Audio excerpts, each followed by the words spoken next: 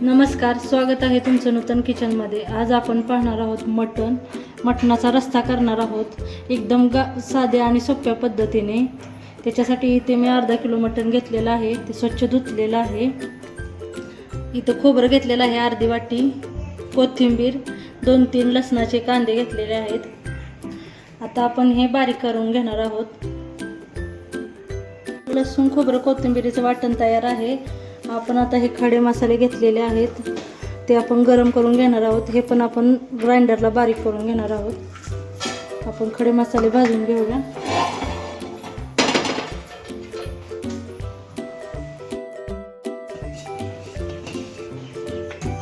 आपण आता मटणाला फोडणी टाकून घेऊया।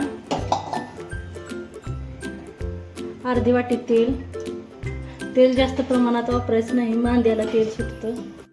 तेल गरम झालेलं आहे, आपण लसूण, खोबरं, कोथिंबीरीचं वाटण घालूया।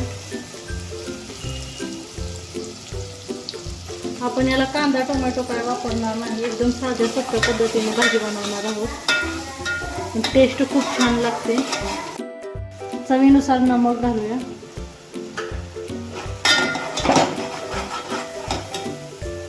मटन मसाला 2 चमचे, जास्त बारीक करूया म्हणजे मसाले करत नाही। अर्धा चमचा हळद घालणार आहोत। खडे मसाले बारीक करून घेतलेले आहेत ते घालूया। आपण काळं तिखट याच्यामध्ये सगळ्यात लास्ट घालणार आहोत। आपण ह्या मसाल्यामध्ये आता मटण चांगले शिजवून घ्यायचे आहे। लहान मुलं वगैरे असतात तर त्यांना आपण खायला देऊ शकतो। याची टेस्ट खूप छान येते, मसाल्यांची टेस्ट मटणात उतरते, त्यामुळे मटणाला खूप छान चव येते। मसाला भाजलेला आहे, आपण याच्यामध्ये आता मांदं घालून 2 मिनिटं परतून घेऊया।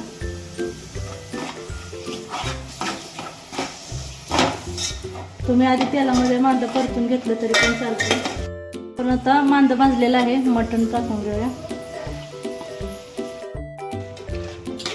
हलवून घेऊया। आपण आता याच्यामध्ये पाणी वाटणार नाही, वाफेवरती शिजवून द्यायचं आहे। पण ह्याच्यावरती आता ताट झाकून वरती पाणी ठेवायचं आहे।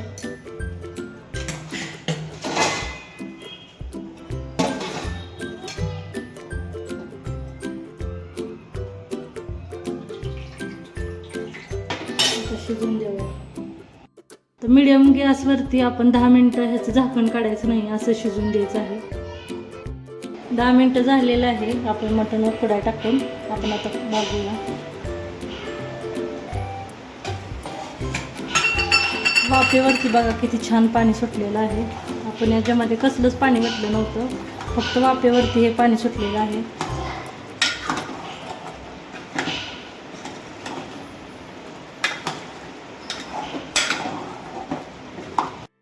आपण आता हे गरम झालेलं पाणी आहे ते घालून घेऊया त्याचा रस्सा बनवण्यासाठी।